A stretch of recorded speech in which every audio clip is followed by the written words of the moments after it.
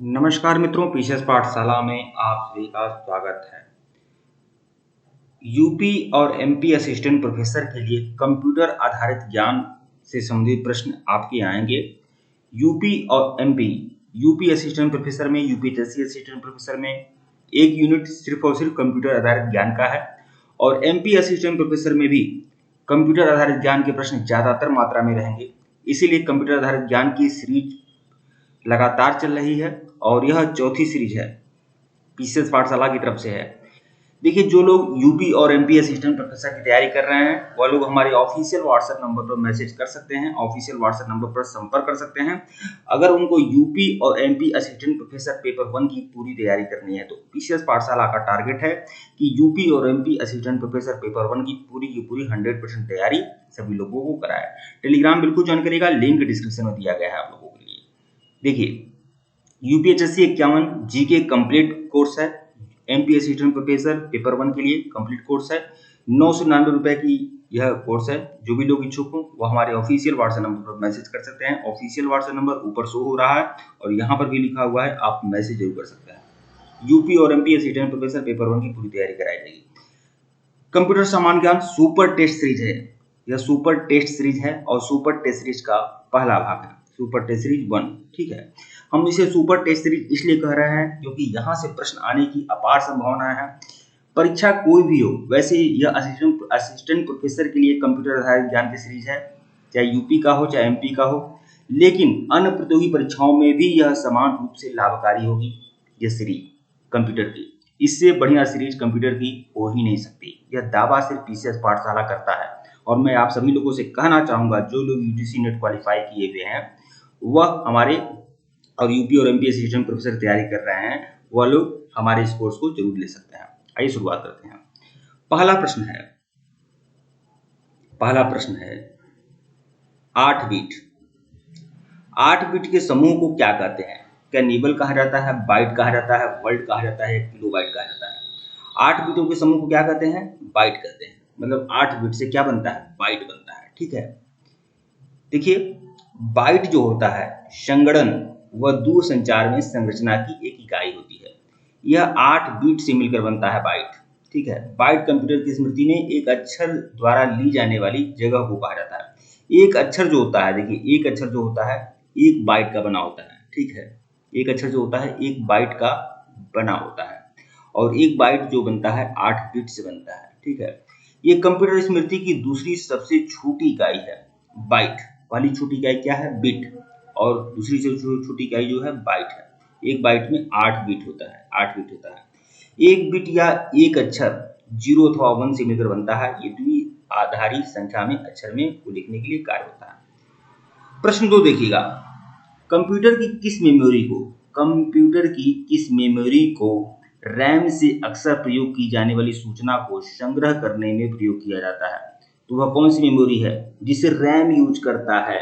RAM use करता है, वो कौन सी मेमोरी है जिसे रैम यूज करता है? रैम से प्रयोग की जाने वाली सूचना को संग्रह करने में किया जाता है। क्या वह मेमोरी मुख्य मेमोरी होती है, या रजिस्टर होती है, या रोम होती है, या फिर कैश मेमोरी होती है? तो वह मेमोरी होती है कैश मेमोरी, जो रैम यूज करता है, रैंडम एक्सेस मेमोरी। आगे मैं इसके बारे में भी बताऊंगा। ठीक है, इसकी व्याख्या देख लीजिएगा। व्याख्या इस सीरीज की जान है। मैं फिर बोल दे रहा हूँ, कभी भी कहीं भी ऐसी सीरीज आप लोग को देखने से नहीं मिलेगी जो पीसीएस पाठशाला आपके लिए प्रोवाइड कर रहा है। 4 से 5 प्रश्न आपके कंप्यूटर से संबंधित आने वाले हैं यूपीएससी में, और एमपी पीएससी असिस्टेंट प्रोफेसर में तो ज्यादा प्रश्न आपके कंप्यूटर आधारित ज्ञान के आएंगे। ठीक है, तो इसीलिए बिल्कुल आप देखते रहिएगा। कैश मेमोरी एक परिवर्तनशील मेमोरी है जो कि कंप्यूटर में होती है।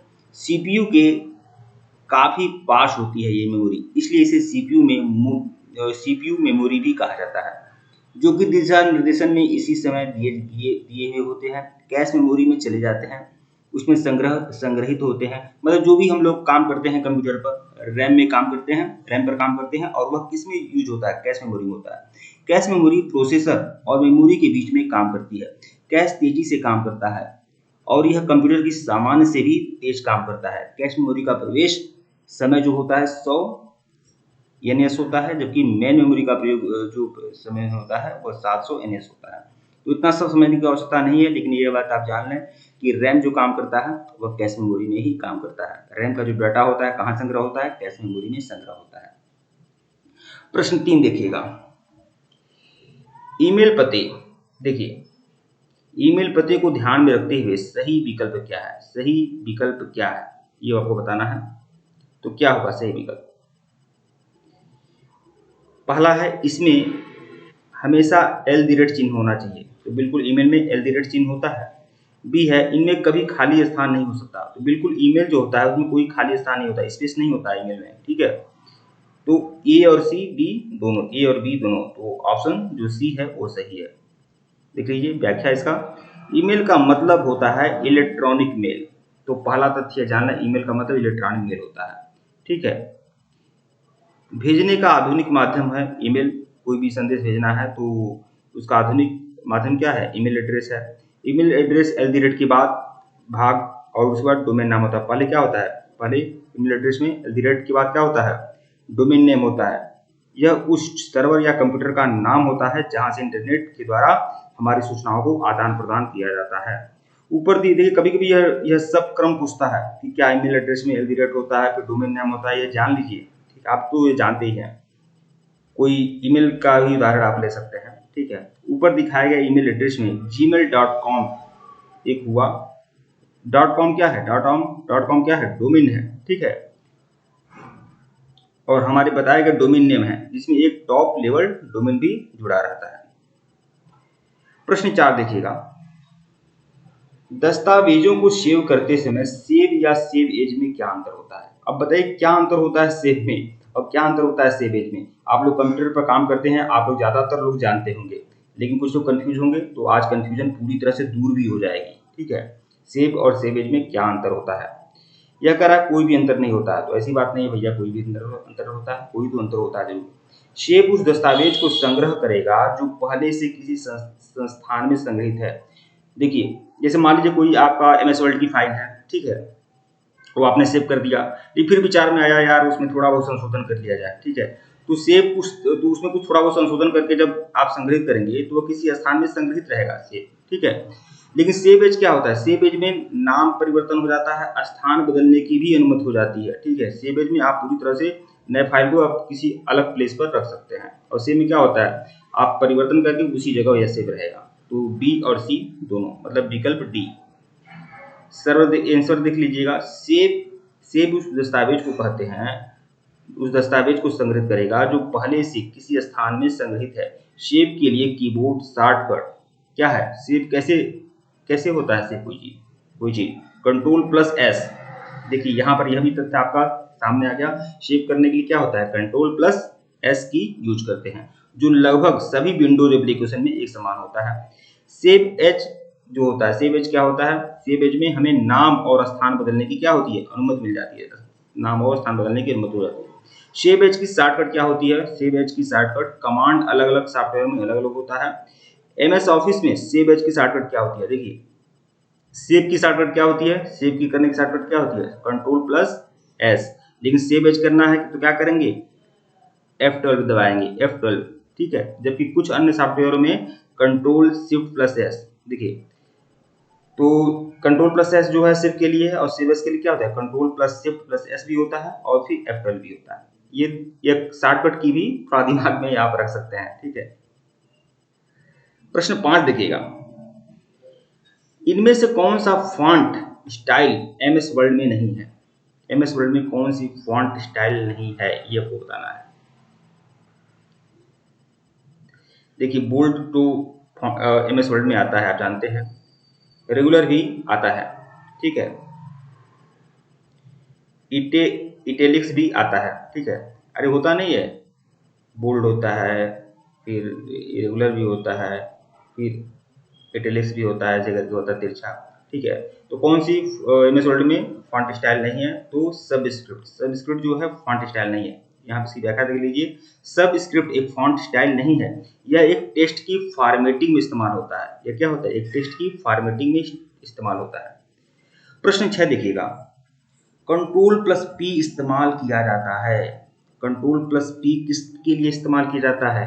चारों ऑप्शन आप अच्छे से देख लीजिए, किसके लिए इस्तेमाल किया जाता है? वर्ड फाइल को बंद करने के लिए या कंप्यूटर को बंद करने के लिए, दस्तावेज को छापने के लिए, दस्तावेज को कॉपी पेस्ट करने के लिए। ठीक है, किसके लिए इस्तेमाल किया जाता है बताएं। तो कंट्रोल प्लस पी क्या होता है, दस्तावेज को प्रिंट करने के लिए या दस्तावेज को छापने के लिए। ठीक है, दस्तावेज को प्रिंट करने के लिए। तो देख लीजिए व्याख्या, विंडोज कंप्यूटर में कंट्रोल और पी को एक साथ प्रयोग किसी भी फाइल या डॉक्यूमेंट को क्या होता है, प्रिंट करने के लिए। कंट्रोल प्लस पी दबा जब देंगे तो प्रिंट हो जाएगा। ठीक है, इसे दबाने के बाद प्रिंट विंडो खुल जाती है, जहां आप अपने कंप्यूटर से जुड़े प्रिंटर का चुनाव करके उस फाइल को प्रिंट यानी निकाल कर हार्ड कॉपी बना सकते हैं। जब हार्ड कॉपी निकालना होता है तो कंट्रोल प्लस पी दबाते हैं। प्रश्न 7 देखिएगा, टेबल बनाते समय, जब हम टेबल बनाते समय एमएस वर्ड में माउस पॉइंटर कैसा दिखाई देगा। टेबल आप जानते होंगे, टेबल ऐसे ऐसे करके टेबल बनाया जाता है। ठीक है, कोई डाटा का यहाँ पे लिखा रहता है, ऐसे करके टेबल बनते हैं। तो टेबल बनाते समय एमएस वर्ड में माउस पॉइंटर जो होता है कैसा दिखाई देगा। जब टेबल बनाएंगे तो क्या वो पेंसिल की तरह दिखाई देगा, पहले जैसा ही रहता है। ठीक है, सीधी रेखा या वर्गाकार। तो टेबल बनाते समय जो माउस का पॉइंटर होता है क्या होता है, सीधी रेखा का होता है, सीधी रेखा में हो जाता है। तो देखिए टेबल बनाते समय एमएस वर्ड माउस पॉइंटर एक सीधी रेखा जैसा क्या होता है, दिखाई देता है, एक सीधी रेखा जैसा दिखाई देता है। प्रश्न 8 देखिएगा, पावर पॉइंट प्रदर्शन में कौन सा फाइल प्रारूप नहीं जोड़ा जा सकता। पावर पॉइंट जब प्रेजेंटेशन होता है तो कौन सा फाइल प्रारूप नहीं जोड़ा जा सकता, कौन सा फाइल प्रारूप नहीं जोड़ा जा सकता बताएं। क्या जेपीजी होता है, पावर पॉइंट प्रेजेंटेशन में होता है। GIF GIF फाइल भी होती है, WAV वेब फाइल भी होती है। क्या नहीं होता है, STM। ठीक है, तो देखिए STM जो होता है इसका शॉर्टकट नाम है STM। वैसे इसका पूरा फुल फॉर्म क्या है, HTML hyper text markup language. ठीक है, तो ये बोल रहा है HTML की एक्सटेंशन है, मतलब विस्तार है, जो वेब पेज बनाने में इस्तेमाल किया जाता है। ठीक है, तो यह HTML क्या होता है, वेब पेज बनाने में इस्तेमाल किया जाता है। और पावर पॉइंट में क्या होता है, JPG होता है, GIF होता है और WAV यूज किया जाता है।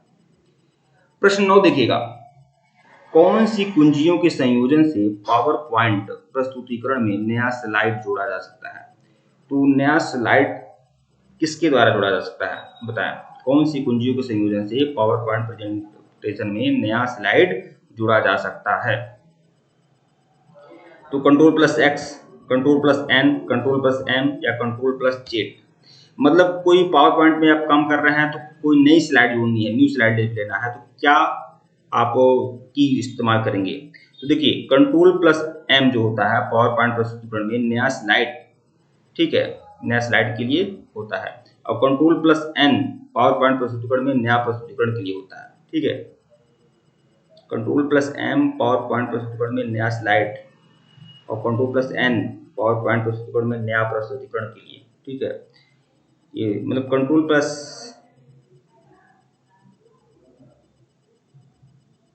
देखिए कंट्रोल प्लस M जो होता है पावर पॉइंट प्रेजेंटेशन में नया स्लाइड जब जोड़ना है तो कंट्रोल प्लस M होगा। लेकिन कंट्रोल प्लस N जो होता है पावर पॉइंट प्रेजेंटेशन में जब नया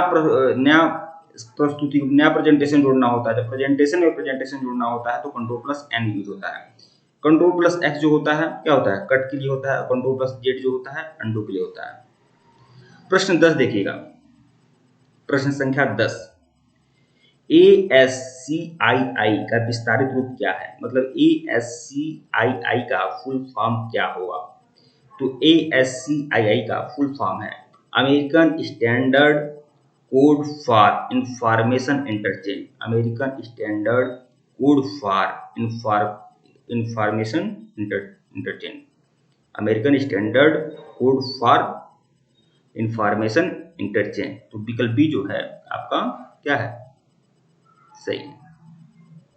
यहाँ पर लिखा हुआ है ASCII का फुल फॉर्म क्या है, American standard code for information interchange. प्रश्न संख्या 11 देखिएगा, आधुनिक कुंजी पटल। आधुनिक कुंजी पटल में फंक्शन कीज की संख्या होती है। आधुनिक कुंजी पटल में जो आधुनिक, जैसे मान लीजिए मैं कीबोर्ड की बात कर रहा हूँ, जो नया कीबोर्ड होता है, जो मॉडर्न कीबोर्ड होता है जिसमें कई सारे की होते हैं, तो आधुनिक कुंजी पटल जो होती है कीबोर्ड, उसमें फंक्शन जो की होता है, जैसे F1 F2 जो हुई फंक्शन की जो होता है, उसकी संख्या कितनी होती है? 8 होती है, 10 होती है, 11 होती है या 12 होती है। तो आधुनिक कुंजी पटल में कीबोर्ड में फंक्शन की संख्या क्या कितनी होती है? F12 तक होती है ना, F12 तक होती है, मतलब 12 होती है, ठीक है, जो कि F1 से F12 तक होती है। तो देखिए इसी तरह से साधारण प्रश्न ही आपके यूपीएससी या एनटीए असिस्टेंट प्रोफेसर में पूछेगा, लेकिन आप प्रैक्टिस करिए, लगातार प्रैक्टिस करिए, और लगातार प्रैक्टिस में करवाऊंगा। मैं फिर बोल दे रहा हूँ, पीसीएस पाठशाला जो आपको प्रोवाइड करा रहा है, आप कभी नहीं कहीं नहीं पाएंगे, ध्यान रखिएगा आप लोग। वह सिर्फ पीसीएस पाठशाला ही दे सकता है, इसलिए आप असिस्टेंट प्रोफेसर के लिए पूरी तरह से आश्वस्त रहिए पीसीएस पाठशाला पर। प्रश्न 12 देखिएगा, संक्षिप्त रूप जीयूआई का विस्तारित रूप क्या है? GUI जो है क्या है? शॉर्ट फॉर्म है। इसका फुल फॉर्म क्या होगा GUI का? Graphical user interface. Graphical user interface विकल्प सी जो है आपका सही है, और बहुत ही इंपॉर्टेंट यह फुल फॉर्म है। तो देखिए GUI का विस्तारित रूप ग्राफिकल यूजर इंटरफेस है। कंप्यूटर पर किसी भी कार्य को करने के लिए उपलब्ध चित्र माध्यम को ग्राफिकल यूजर इंटरफेस कहा जाता है। इसमें प्रयोगकर्ता अपने कंप्यूटर या मोबाइल पर उपलब्ध विभिन्न इनपुट तंत्र, माउस, कीबोर्ड, टच स्क्रीन, ठीक है, टच स्क्रीन, फिर इत्यादि के माध्यम से कंप्यूटर पर उपलब्ध संकेतों पर कार्रवाई करता है। इसे हिंदी में चित्रों से कहा जाता है, ये तो जानते हैं, बस छोड़िए। प्रश्न 13 देखिएगा, इंटरनेट एक्सप्लोरर है क्या? है इंटरनेट एक्सप्लोरर। तो इंटरनेट एक्सप्लोरर क्या है? क्या कैलकुलेटर है? क्या म्यूजिक प्लेयर है? चैट रूम है? ठीक है, तो क्या है? वेब ब्राउजर है। इंटरनेट एक्सप्लोरर क्या है? Web browser. तो देखिए इंटरनेट एक्सप्लोरर माइक्रोसॉफ्ट का वेब ब्राउजर है, जो हाल ही में इसका लॉन्च किया गया। नया संस्करण क्या है? IE8 है। माइक्रोसॉफ्ट अनुसार यह अब तक का सर्वोत्तम ब्राउजर है। माइक्रोसॉफ्ट ने इसे सबसे उत्तम वेब ब्राउजर माना है, ठीक है, इंटरनेट एक्सप्लोरर को। प्रश्न संख्या 14 देखिएगा, संक्षिप्त रूप से DIMM का विस्तारित रूप क्या है? मतलब DIMM का फुल फॉर्म क्या है? क्या है? चारों ऑप्शन आप आराम से देख लीजिए, क्या होगा? तो इसका फुल फॉर्म क्या होगा? Dual inline memory module. Dual inline memory module, ठीक है। DIM का फुल फॉर्म क्या है? Dual inline memory module. विकल्प सी जो है आपका सही है। इसकी व्याख्या देख लीजिए, DIM का फुल विस्तारित रूप क्या है या फुल फॉर्म क्या है? Dual inline memory module. देखिए जो लोग हमारे कोर्स को ज्वाइन करेंगे उनको सारे PDF, सारे कंप्यूटराइज नोट्स, एंटेड नोट्स, लेक्चर्स, वीडियो सब कुछ उनको उपलब्ध कराया जाएगा, ठीक है। तो आप हमारे कोर्स को ज्वाइन कर सकते हैं। कंप्यूटर में BMP छवियों का तात्पर्य होता है। कंप्यूटर में BMP छवियों का क्या तात्पर्य होता है? बिट मैप होता है, या बिट मैगी फ्रेंड पिक्सल्स होता है, या ये क्या होता है? कंप्यूटर में जो BMP छवियां होती हैं, इसका तात्पर्य क्या होता है? BMP क्या तात्पर्य होता है? BMP छवियों का तात्पर्य क्या होता है? बिटमैप होता है, बिटमैप, ठीक है। ये विकल्प एक जो होगा आपका सही होगा। तो देख लीजिए, कंप्यूटर में BMP छवियों का तात्पर्य बिटमैप होता है। बिटमैप छोटे छोटे बिंदुओं से बना ग्राफिक फाइल फॉर्मेट होता है, ठीक है, ग्राफिक फाइल फॉर्मेट होता है।